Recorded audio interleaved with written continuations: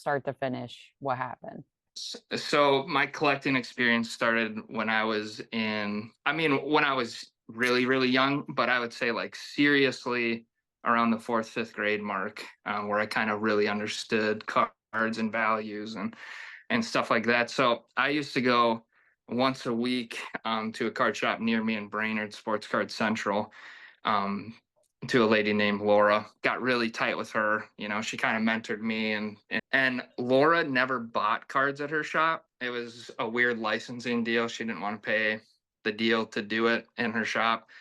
And I just told her, hey, give my cell phone number out to anybody you think might fit the bill, and so this guy, and again, he wants to remain anonymous, so I'll keep, his wishes that way. So I was kind of confused at like the timeline. I'm like, you know, Laura had passed away some time ago, and he's like, yeah, I got your number from Laura. So I was just a little confused as to why it took so long. But he was probably trying to get his ducks in a row, and he didn't know what he had as far as like the cards and what they were. So the backstory on how he got the cards is his parents owned a grocery store when he was growing up. Him and his brother ripped a bunch of packs of cards and just stuffed them into a cabinet or a drawer within their grocery store. And a bunch of years go by, the his brother asked the father, "Hey, where are those old cards? What'd you do with them?" "Oh, I burnt them. They're gone. They went in a burn pile years ago. Don't worry about that." And that wasn't the case. The owner found them in the grocery store 60 years later, and obviously the crazy thing about this whole thing is the card itself, the Will Chamberlain rookie. If you opened a pack of that, which you just can't do these days, they don't exist. If you open the pack of it, the odds of that card being in 10 condition, that alone's probably 1 in a million. Just that. If you had a pack today and opened it, was 1 in a million. So to tell you the odds of all of this unfolding and for that card to sit in a drawer for 60 years, because if you would have just opened the drawer too hard, something could have scuffed it. So there's so much that could have went wrong. Well, anyway, he calls me and I see this thing in person. I'm like, man, I'm trying to play it cool because I don't want to get his hopes up. I don't want to be like, dude, this is going to change your life. And so I'm just playing it cool, super professional. I'm looking at it, I'm holding the card, my bare hand, this bare card, playing it cool. And everything went down. I said, let's grade this thing. I'll send it down to SGC in Boca Raton, Florida. They'll take care of it, they'll grade it. And if it grades super well, I'll fly down and pick it up. And as soon as I was done with that, the gravity of the situation started to hit me. I was at my grandma's house cooking for the whole family. And I just started crying to myself. I'm like, man, this is like, you read about this stuff never happens.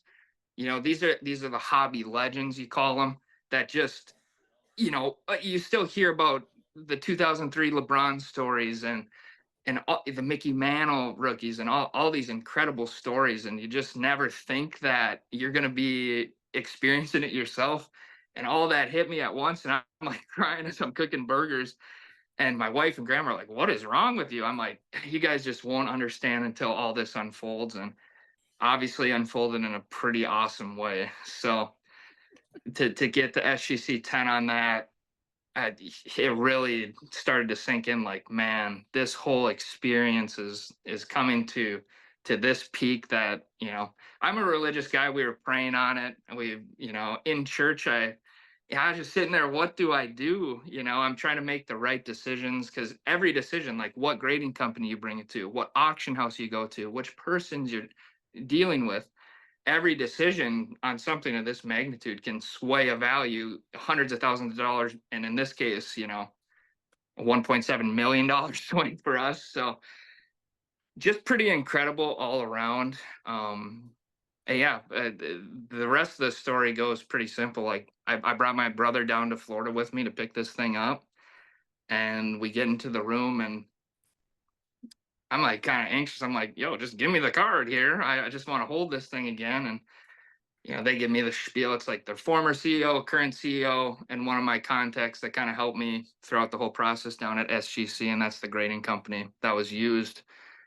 And we go back and forth talking kind of how we are now, the story of how this all happened, the guy involved, my side of this. And the one guy finally says, "Hey, what are you going to do with this thing?"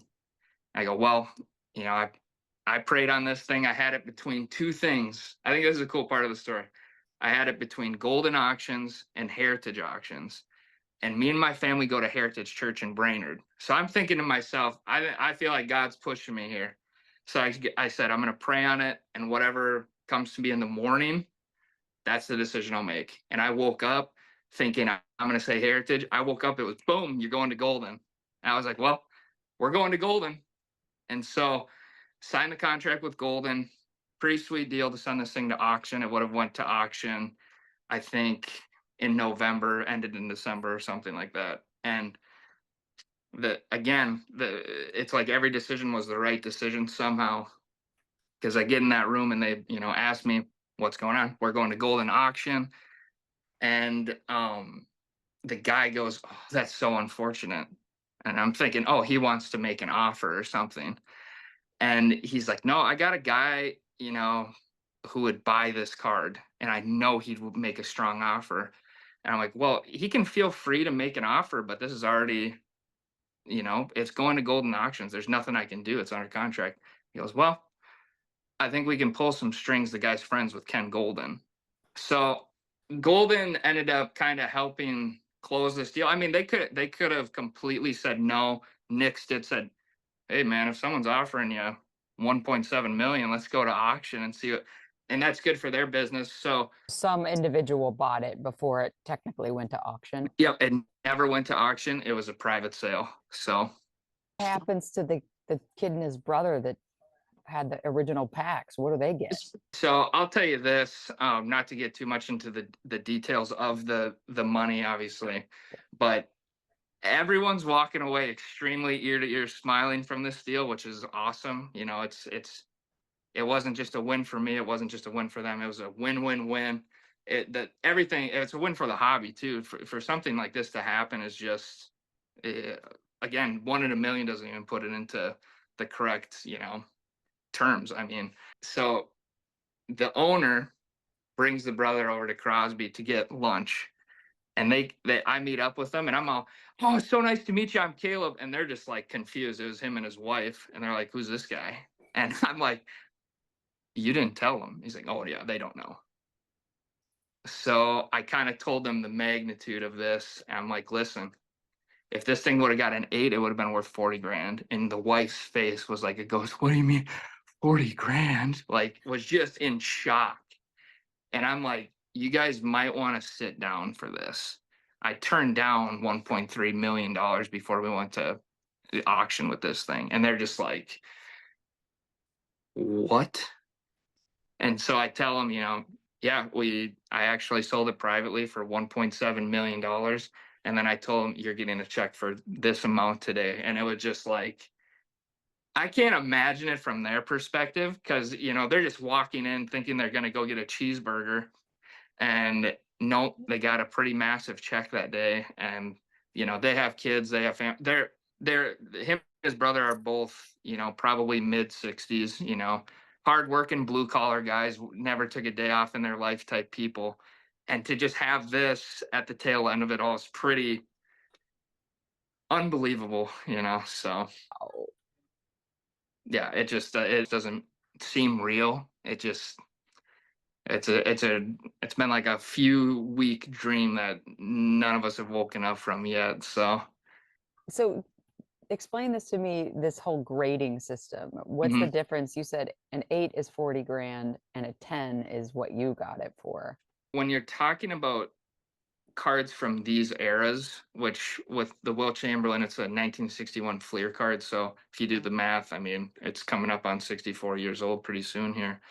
Um, a lot of these cards weren't, and I kind of explained it earlier, just as far as like if you open the pack today, the odds of that being a 10 were 1 in a million. And that's if nobody touched it, no kids played with it, anything like that. Well, because it was already super rare to have one that's perfectly centered, doesn't have any print marks on it, no nicks on anything, is already astronomically high. You have to factor in that back then people didn't take care of that type of stuff like they do today. So a lot of these cards were damaged pretty severely. I would say like a common grade for something like this would be like in the 2 to 4 range. So that's why once you get to these higher grades, that's where the rarity comes in. Mm. So when you're talking an 8 for 40 grand and you're talking a 2 for like, probably a couple $1,000, that's such a massive jump. But it gets even more big at the top because from 8 to 9, it goes from 40,000 to kind of like the 150 to 200,000 range.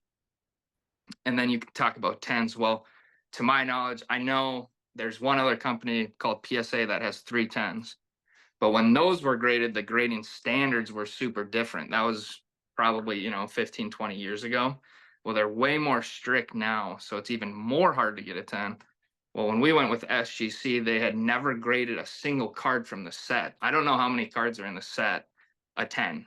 But, if you're talking 100 cards, 60 years ago, not a single card from the set got a 10. And now you're talking the card from the set, the biggest card from the set got the biggest grade.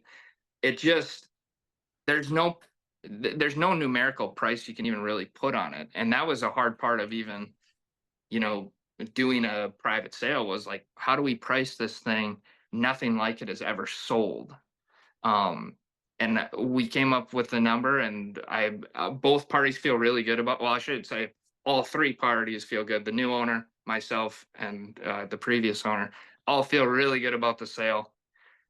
Think it was a fair market price, and with something like that, if you got the money to put into, you know, it could potentially be a really really great long term investment because these tens are on something like that. Again, 1 in a million doesn't even put it close to terms on what the reality of it is. So it's not even a once in a lifetime thing because I would have never expected this to happen.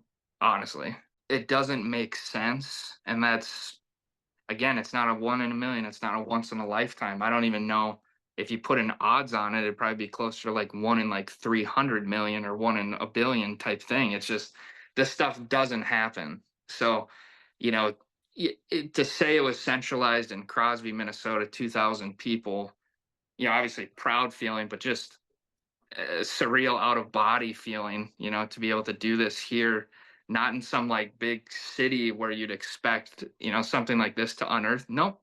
Small town, couple hardworking guys just found it in a drawer. And, not to like toot my own horn, but I know in this industry, there's a lot of people who aren't honest and they would have just tried to rip the guys off. So I'm just so grateful, and that's why I think God did have a hand in all this. Laura gave my number to this guy because she trusted me to be honest and operate what I was doing, because it was a reflection of her too. If she knew that I wasn't doing things the right way, that it's a reflect. You sent me here. Why would you do that? But so I just feel so grateful that they came to me, got to experience all this, and obviously financially, what a major gain for them. Mhm. But I just feel so, so grateful for this whole experience. It's not something I would have ever thought that I got to experience, and to be at the pinnacle of like this historical, hobby moment is just, yeah, it's something I'll never be able to probably recreate, and I'm okay with that. So I'm just trying to enjoy it as much as I can.